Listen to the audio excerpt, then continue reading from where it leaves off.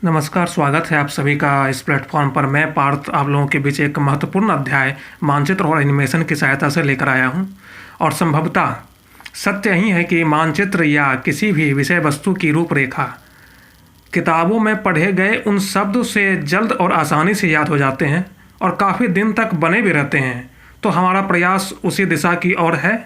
आप सभी को उसी दिशा की ओर लेकर चलने का प्रयास करूँगा। आज का विषय भारतीय नदी प्रणाली से संबंधित है और भारतीय नदी प्रणाली के अंतर्गत दो तरह की नदियाँ आती हैं, हिमालय नदियाँ और प्रायद्वीपीय नदियाँ।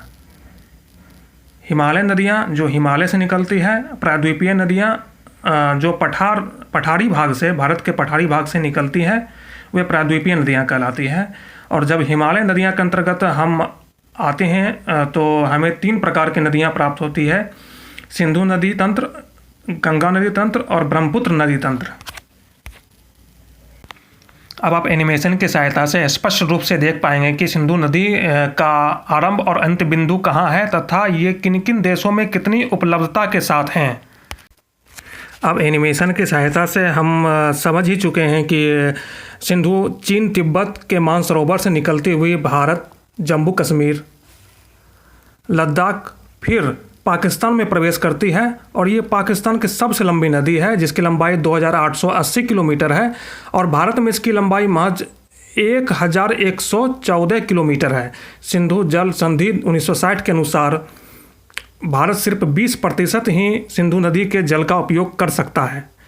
अब हम इनके सहायक नदी के बारे में थोड़ा जान लें। इनके सहायक नदियां में प्रमुख सतलज, ब्यास, रावी, चेनाब, झेलम, सिंगी, जास्कर इत्यादि ये सब नदियां महत्वपूर्ण सहायक नदियां हैं।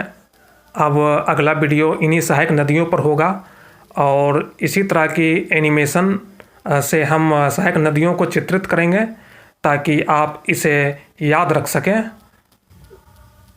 तब तक के लिए आप नेक्स्ट वीडियो का इंतज़ार करें। Thank you.